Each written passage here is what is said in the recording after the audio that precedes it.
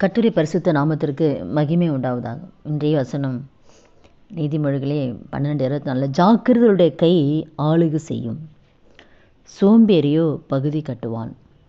அப்போ நம்ம ஆளுகிறவர்களாய் மாறணும்னா நம்ம ஜாக்கிரதை உள்ளவர்களாய் மாறணும். நம்ம ஜாக்கிரதையாக இருந்தால் தான் நாம் ஆள முடியும்.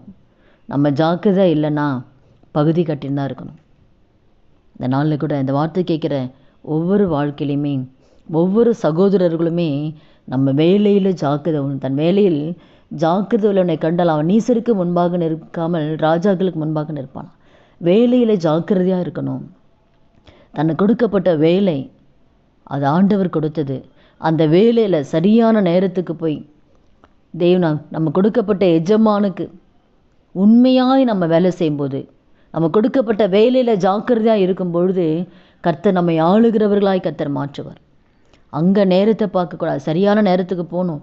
அங்கே நேரம் பார்க்க எக்ஸ்ட்ரா அதிகமாக செய்தால் கூட அங்கே எஜமான் கண்களை தயவு கிடைக்க செய்வார். அப்போ உங்களை உயர்த்துகிறவர் ஆண்டவர். அப்போ அந்த வேலையில் சோம்பல் இல்லாமல் ஏதோ நம்ம அந்த வேலையில் அசதியாக இருந்து அப்போது வேலையில் அசட்டியாக இருந்து அடிக்கடி லீவு போட்டு அப்போது அதெல்லாம் தேவன் விரும்புகிறதே கிடையாது.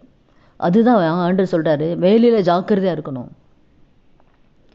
எத்தனை பேர் வேலையில் ஜாக்கிரதை இல்லாதனால வேலையை இழந்துடுறாங்க. சரியான வேலை போகிறதில்ல, எப்போ பார்த்தா லீவு, ஏதாவது ஒரு காரணம், பொய் சொல்கிறது. அப்போ ஆண்டவருக்கு பிரியமில்லாத காரியங்கள் அந்த வேலையில் இருக்கும்போது அவங்களால ஆளுகை செய்ய முடியாது, உயர்வை பெற்றுக்கொள்ள முடியாது. நம்ம வேலையில் ஜாக்கிரதையாக இருக்கணும், வேலையில் உண்மையாக இருக்கணும், நேரத்தில் உண்மையாக இருக்கணும். அப்போ எந்த அளவுக்கு நம்ம வேலையில் ஜாக்கிரதையாக இருக்கணுமோ நம்முடைய கையை ஆளுகைக்குள்ள ஆண்டவர் கொண்டு வரும். நம்மளை ஆசீர்வதிக்கிறவர் ஆண்டவர் தான். நம்ம கர்த்தருக்கு உண்மையாக நம்ம வேலை செய்யும்போது ஆண்டவர் நம்மளை ஆசீர்வதிப்பார். அதே போல் ஜபத்தில் ஜாக்கிரதையாக இருக்கணும். அதிகாலை எழுந்து தெய்வ சமூகத்தில் காத்திருந்து ஜெபித்து, ஆண்டவரே இந்த நாள் வேலை செய்யக்கூடிய விசேஷத்தை ஞானத்தை கொடுங்க, அபிஷேகத்தை கொடுங்க. அப்போ அந்த வேலையில் ஜாக்கிரதா, தெய்வ சமூகத்தில் அதிகாலை எழுந்து தேவனை தேடுறதுல நம்ம ஜாக்கிரதையாக இருக்கணும். வேதத்தை வாசிக்கிறதுல நம்ம ஜாக்கிரதையாக இருக்கணும். வேதத்தை வாசித்து அதன்படி நம்ம நடக்கிறதுல நம்ம ஜாக்கிரதையாக இருக்கணும். அப்போ நம்ம ஆளுகை செய்யணும்னு சொன்னால் எல்லாமே நமக்கு இருக்கணும். ஒன்று மட்டும் கரெக்டாக இருந்து மீதி இல்லைன்னா வேறு வகையில் ஏதாவது பிசாசு நம்மளை விழ வச்சுருவோம். அப்போ எல்லாத்துலேயுமே நம்ம ஜாக்கிரதையாக இருக்கணும். ஆண்டவருக்கு முதன்மையாக கர்த்தருக்கு நேரத்தை கொடுக்கறதுல ஜாக்கிரதையாக இருக்கணும். கர்த்தருடைய வார்த்தைக்கு நம்ம கீழ்ப்படுகிறதுல ஜாக்கிரதையாக இருக்கணும். அந்த கர்த்தருக்கு பயப்படுகிற பயம் நமக்கு இருக்கணும்.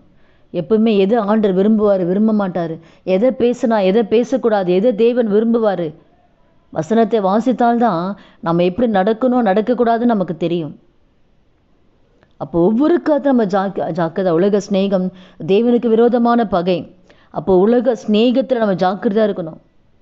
தேவன் விரும்பாத ஐக்கியங்கள் நம்மகிட்ட இருக்கக்கூடாது. உலகப்புறமான நண்பர்களோடு கூட ஐக்கியம் வைக்கக்கூடாது. அது உலக ஸ்நேகம், ஆண்டவருக்கு விரோதமான பகை. உலகத்துக்கு சிநேகிதனாக இருக்கிறவன் தேவனுக்கு பகைஞ்சனாக இருக்கிறான். அப்படிப்பட்ட உலக நண்பர்கள் இருக்கக்கூடாது. உலகத்தை நேசிக்கக்கூடாது. உலகத்துக்கு முக்கியத்துவம் கொடுக்கக்கூடாது. அப்போ ஒவ்வொரு காரியத்திலையும் நம்ம ஜாக்கிரதையாக நம்ம இருக்கணும். நம்ம அப்போ தான் ஆளுகை செய்ய முடியும், ஆளுகிறவளாய் மாற்ற முடியும் ஆண்டவர். நம்முடைய பேச்சில், நம்முடைய நடக்கையில் எல்லாத்துலேயுமே தேவனை மகிமைப்படுத்துகளாக நம்ம இருந்தால்தான் நம்ம ஆள முடியும். குடும்பத்தை நடத்துறதுல ஜாக்கிரதையாக இருக்கணும். பேராசை, அதுதான் பண ஆசை, எல்லாத்தையுமேக்கு வேறாக இருக்கிறது.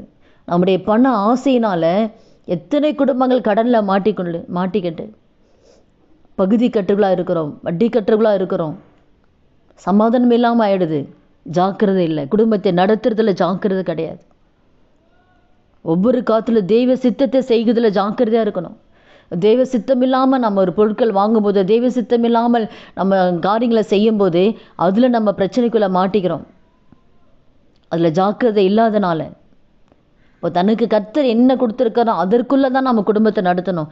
அதற்கு மேலே போயிடக்கூடாது. அந்த குடும்பத்தை நடத்துறதுல ஜாக்கிரதையாக இருக்கணும். அப்படி ஜாக்கிரதையாக இருந்தால் தான் நம்ம சமாதானமாக குடும்பத்தை நடத்த முடியும், ஆளுகை செய்ய முடியும். ஒவ்வொரு காரியத்திலுமே நம்ம ஜாக்கிரதையாக இருக்கணும். குடும்பத்தை நடத்துறதில்ல, பிள்ளைங்களை நடத்துறதில்ல, எல்லாத்துலேயுமே ஜாக்கிரதைகளாய் குடும்பத்தை சமாதானத்தோடு நடத்தணும். அதில் ஜாக்கிரதையாக இருக்கணும். நம்ம உலகமெல்லாம் நம்ம ஆதாயப்படுத்திட்டா கூட அட்லீஸ்ட் நம்ம நல்ல ஆசீர்வாதத்தை பெற்றுக்கொண்டா கூட குடும்பத்தில் நம்ம அன்பாக இல்லைன்னா, குடும்பத்தில் விட்டு கொடுக்கலன்னா, குடும்பத்தில் கர்த்தருக்கு பிரியமாக நம்ம வாழலைன்னா ஒரு பிரயோஜனம் கிடையாது. எல்லாத்துலேயுமே கர்த்தருடைய கரம் கூட இருக்கணும். அப்போ தான் ஆளுகை செய்ய முடியும். குடும்பத்தில் சமாதானமாக இருக்கணும். எல்லாத்துலேயுமே ஜாக்கிரதையாக இருக்கணும். சோம்பேறியாக இருந்தால் பகுதி கட்டின்னு தான் இருக்கணும், வட்டி கட்டிக்கின்னு இருக்கணும். சோம்பேறியாக எப்பவுமே இருக்கக்கூடாது. தூக்கத்தை விரும்பினால் நீ தரித்திரனாவாய், கண் விழித்திரு அப்பொழுது நீ ஆகாரத்தினால் திருப்தி ஆவாய். சோம்பேறியே இருந்தோம்னா தரித்திரமாக தான் இருக்கும். கண் விழித்திருக்கணும். கண் விழித்து தெய்வ சமூகத்தில் காத்திருக்கணும், ஜெபிக்கணும். அப்போ தான் கர்த்தர் வைத்த நன்மைகளை பெற்றுக்கொள்ள முடியும், ஆசீர்வாதங்களை பெற்றுக்கொள்ள முடியும். கர்த்தருக்கு பிரியமான ஒரு வாழ்க்கையை வாழ்றதுல நம்ம ஜாக்கிரதையாக இருக்கணும். அதனால் கூட இந்த வார்த்தை கேட்குற ஒவ்வொரு வாழ்க்கையிலுமே ஜாக்கிரதையாய் நம்ம இருக்கணும். எல்லாவற்றிலுமே பிள்ளைகளை வளர்க்குறதுல ஜாக்கிரதையாக இருக்கணும். பிள்ளைங்க என்ன செய்கிறாங்க, என்ன பண்ணுறாங்க, எங்கே போகிறாங்க, எங்கே நடக்கிறாங்க, அவங்க கர்த்தருக்குள்ளே இருக்கிறாங்களா, வசனத்தைப்படி அவங்க நடக்கிறாங்களா, நாம் எப்படி இருக்கிறோம், நம்ம பார்த்து தான் பிள்ளைங்களும் நடப்பாங்க.